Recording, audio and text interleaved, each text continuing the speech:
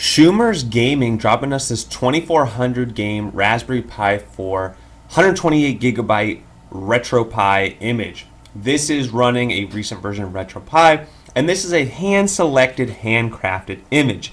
Everything from the introduction videos to the launch screens, which are actually launch videos, to the games he selected per system. If you notice, for example, Nintendo 64 had over 300 games. He only included 5 games, and 5 games that ran well on the Nintendo 64.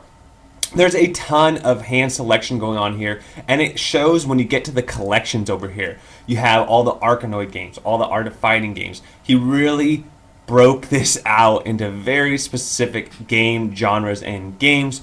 And for example, Donkey Kong, you're going to have everything from your NES version to a hacked version to, it just doesn't have Nintendo 64. But everything below that, it has it. Double Dragon, Dungeons and Dragons, Final Fantasy. Look at all these collections. Now you can turn these off and just have your systems, which is totally fine to do. But man, probably the largest collection set I've ever seen, especially considering there's only 2,400 games on here. Now a lot of these games are kind of the best of the best, well, except arcade. That's a lot of arcade games, but you'll notice here many of these systems only have under 50 games or so, depending on the system. And he picked the games that he really likes and that he thinks are worth playing. So while the joke with the Raspberry Pi is, you know, oh, I spend more time tinkering and adding ROMs than I do actually playing games, this might be the image for you because it really just scrapes off all the fat and gives you what you need.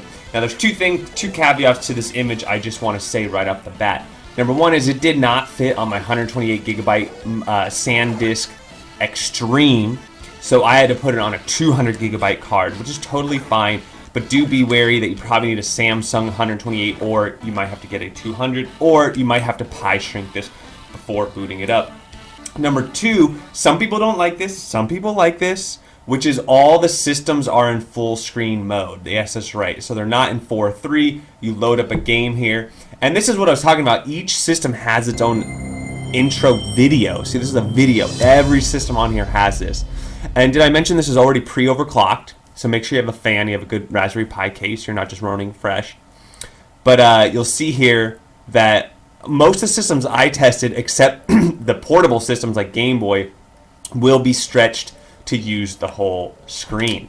So some people like that, some people do not. If you're on a big screen TV, some people like it. I don't like it when it comes to really like 8-bit games, because I feel like it really distorts the image a lot, where you can kind of get away with it with a nicer, game, like Dreamcast, for example. But as you see here, it's using my entire screen. I'm not sure how this will show on YouTube, but it doesn't bother me all that much. I know some people get really upset about it. They're like, why would you change the aspect ratio? If these games were meant to play, like this. And, to each their own. I'm just letting you know what it is. I can go either way. But there are certain systems that I do prefer it in the right ratio that it was designed for. So without further ado, let's go ahead and jump into it and check this out a little deeper.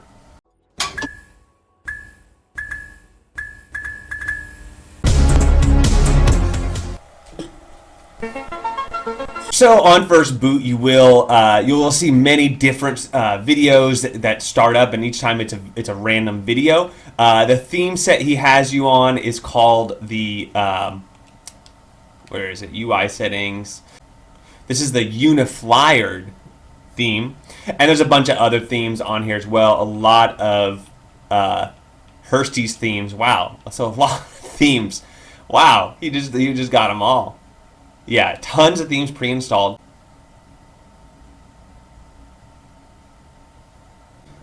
So the problem with that is if you like those collections he had set up, they're only going to work in certain themes that have all those artwork for it. So it looks like this last one is probably the best bet to stay on, to see if you want to keep all those collections. And this thing will have background music. If you want to check the background music, change it, you have to go to options, wherever options is. It's going to be in here somewhere. Oh, there you go. And then you want to go over to Retropie BGM, stands for background music player, and you can turn that off. The other thing you might want to turn on that I turned on is under sound settings over here. Go ahead and turn on enable video audio if you want to hear your video snaps. If you want to hear these videos right here. If you don't want to hear them, you can leave it off, but I like them, so I turned it back on. So it is set up for an Xbox controller. I'm using an Xbox One style controller, and it does ask you for your controls when you start up. So once you do those things, you're at a similar point to where I'm at here. Let's go ahead and check out the collection, 729 arcade games. All the metadata is scraped. I haven't found a single video or a single piece of artwork missing. So really well done there. I really like it. Because it's overclocked, it does scroll pretty smoothly. Not as good as like a PC, but as good as a Raspberry Pi 4 can get. Atari 2600, you got 41 games. Dreamcast, you got 31 games. Here are the 31 games. Some games in here that you don't often see, like Looney Tunes Space Race. A lot of people don't put MDK. This game I see quite a bit. Other games you see a lot, but like Wacky Racers you don't see very often. Trigger Heart you don't see very often. Zero Gunner 2 is pretty common. Game Gear, you got 40 games. I didn't play any of these games yet, but I imagine again this screen will probably be stretched a bit. Game Boy 63 games, Game Boy Advance 250, Game Boy Color 106, Master System 72, Sega Genesis 179. And there might be some hacks in here as well, like some homebrew stuff, because I did find like Donkey Kong is on here, which was never under my knowledge, was never a real, release for the Sega Genesis. It does say Sega Genesis, not Mega Drive, so depending on if you're a US person or not. But just like most images, you'll see some Mega Drive pictures in the bottom there. Nintendo 64, you got 5 games. These are the 5. Neo Geo, he still got a lot of games. Like there's like 150 Neo Geo games, so he still trimmed out like 50 games or so. Neo Geo has a ton of really good games for it, so it's nice to see this. They didn't trim too much out. Nintendo, 210 games for this, quite a few. Battletoads. MS-DOS, 2 games. Might and Magic 3 and 4. Nice. I used to love Heroes of Might and Magic. TurboGrafx 1694. PSP 38. So, and some games that you don't often see. It's really interesting that there's so many PSP games. Like, I probably wouldn't have included a lot of these just because they don't run that well. The pinball games I love. But like Ratchet and Clank and some of those other ones, maybe, yeah, you have to definitely turn on your frame skip. Now, as far as PlayStation collection, wow, if you like RPGs, look no further. All the Final Fantasies, Mega Mans.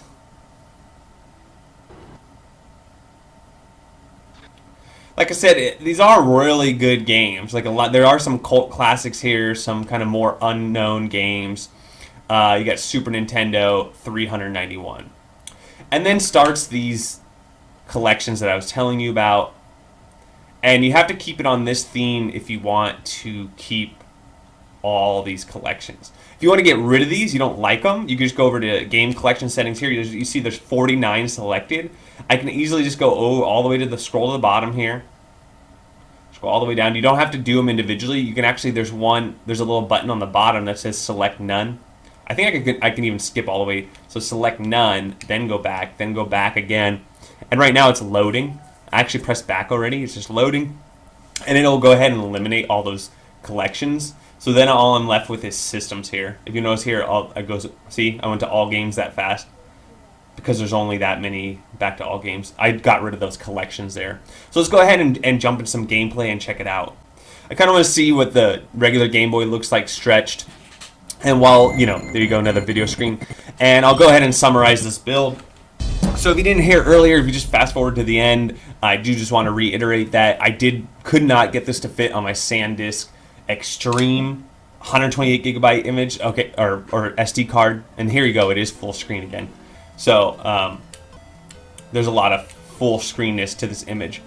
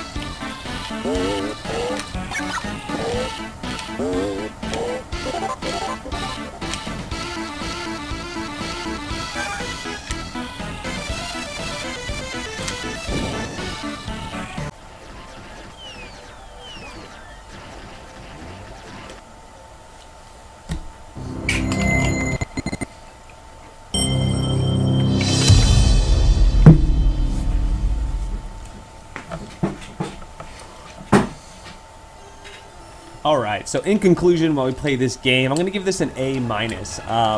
It's purpose-built, it's overclocked, it was very transparent in what exactly he did, you know, all the background music, got it all set up. So for those reasons, I'm loving it. Like, it's a well set up image. He had it set up to the Xbox One controller.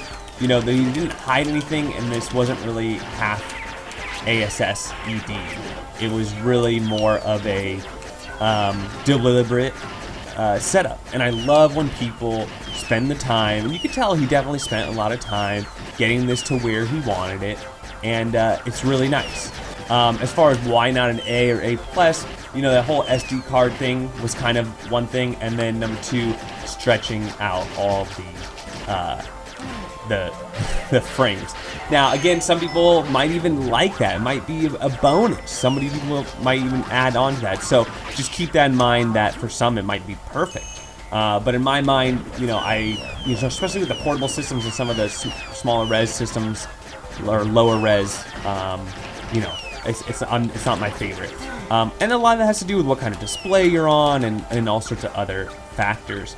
But with all that said, it's really nice to see 128 is a good size because it's still relatively cheap. I mean, remember, most people are getting this Raspberry Pi because it's very cheap, but good emulation, and this image showcases all that. So that's why it still deserves a good score. So that's what I think. Let me know what y'all think. Don't forget to like and subscribe, and we'll catch you on the next one.